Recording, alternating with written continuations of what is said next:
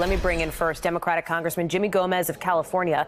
He sits on the Ways and Means and Oversight Committees, which are both involved in some of these, which you could call standoffs with this administration. Congressman, thanks for being with us. Thank you for having me. Do you agree with some of your colleagues that we are in a constitutional crisis? I do, but this is a constitutional crisis created by a president who doesn't have a respect for the rule of law, doesn't have a respect for our customs and traditions, and doesn't have respect for the idea of balance of power in our system of government.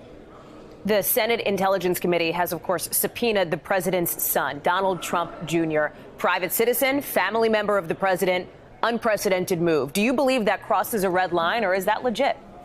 You know, I think it's not crossing the red line, and the reason why is that they're doing their constitutional obligation. They're investigating, they're finding up questions, they're looking into the questions that were posed in the Mueller report and what Donald Jr. said in testimony. So this is not crossing the red line. I think they have to do it because that's the only way that we preserve the integrity of the House of Representatives and the U.S. Senate.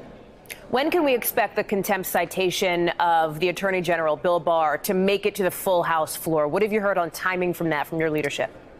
We haven't heard much on the timing, but I trust Nancy Pelosi to determine the best course of action. But personally, I think this is an easy vote. And the reason why that this Attorney General has not only potentially lied to Congress, but he's also refusing to comply with the subpoena. So I think it's a serious issue, but for me, it's an easy vote. Somebody else who's under threat of contempt of Congress, of course, is Treasury Secretary Steven Mnuchin. You sit on the Ways and Means Committee. Your chair, Neil, told NBC News he was talking with House counsel about next steps on this. So what are those next steps? Do you believe there will be and or should be a contempt citation against Mnuchin? You know, I want to be very clear that Chairman Richie Neal has been one of the most methodical and strategic chairmen, and he knew from the very beginning that this would end up in the courts. So I know that he is looking down the road to determine what is the best course of action. If it's, for me personally though, if it's a subpoena, we order the subpoena, and if he violates that subpoena and it leads to contempt vote, then so be it. That's the way we have to go.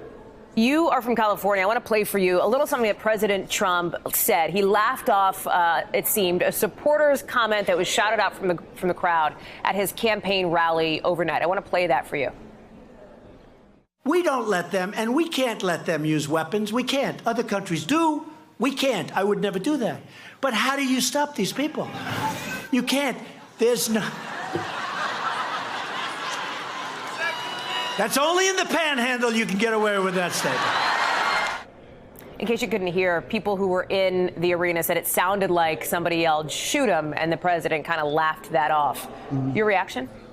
You know, it's just another example of this president. Remember, he started his campaign demonizing immigrants when he came down the escalator. This is something that he's repeated over and over and over again. And you know what? It's unbecoming a president. It is offensive. At the same time, it's wrong. And let's just look at his history. When it came to the white supremacists in Charlottesville, he said that there was very fine people on both sides. We knew he was wrong then, he's wrong now, and he's going to be wrong in the future.